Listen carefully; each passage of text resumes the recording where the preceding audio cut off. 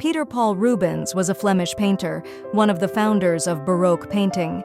He received a good education, became famous as a painter, and built an equally successful career as a diplomat.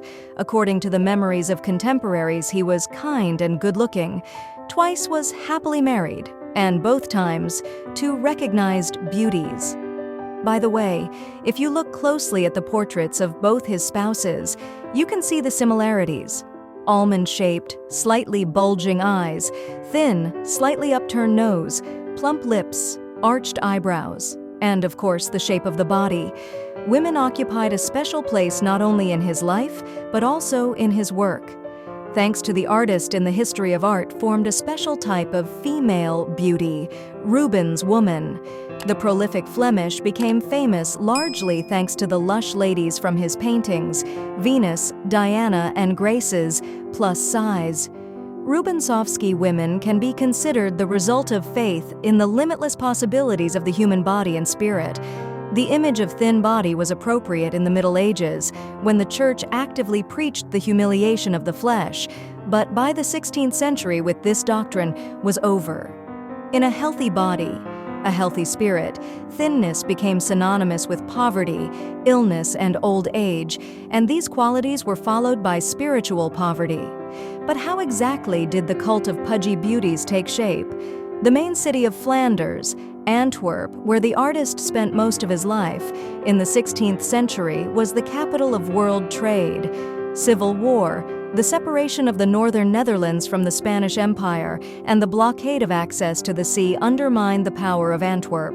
But in the early 17th century, the city slowly recovered. The nobility and wealthy bourgeois were accustomed to living large, and this was especially true of food. A typical Flemish dinner was very caloric: butter, meats and cheeses, pastries, beer. Everything was cooked with animal fat and butter. From the colonies in large quantities began to bring sugar, and this not cheap product quickly conquered the Flemish cuisine. Enviable bride from the upper circles ate caloric and expensive, and her form was an indicator of wealth.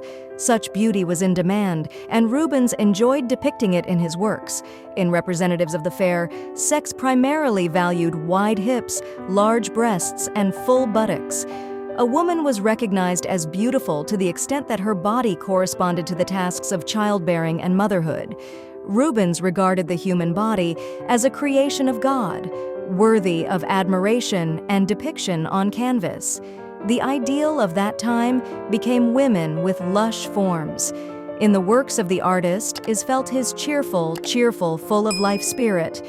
Rubensovsky women, erotic, but devoid of vulgarity, are evidence of the artist's vitality, the ability to feel the heart received from the pleasures of life. In the treatise, Theory of the Human Figure, attributed to Rubens, states that the basic element of the female figure is a circle. Later, art historians began to say that, when working on the female figure, Rubens once and for all forbade himself to use the corner. It is worth noting that Rubens was an excellent salesman. During his life, he created about 1,300 canvases. Of course, his work had a certain commercial orientation. This fact, he did not even hide it. Rubens concluded contracts with customers where the parties prescribed the desired amount, the size of the canvas, and the plot, and the paintings for sale differed from earlier works of the artist. For example, on the canvas, The Judgment of Paris, which was intended for sale, the figures of women more voluminous than in the earlier work with the same title. However, many art historians criticize the forms of women from the paintings of Rubens. Thus, Émile Michel, who attributed himself to the opponents of body images of lush beauty, wrote that the artist simply followed the tastes of society. This Antwerp boatwoman's strong constitution boy baby, easy on the rise and able to cross the Scheldt in a boat even in bad weather. Rubensovsky women are the owners of not only overweight, but also pronounced cellulite, which they, by all accounts, is not particularly concerned. Their eyes shine unusually bright. On the cheeks burns a healthy blush. They literally revel in health, cheerfulness, sensuality, and sexuality.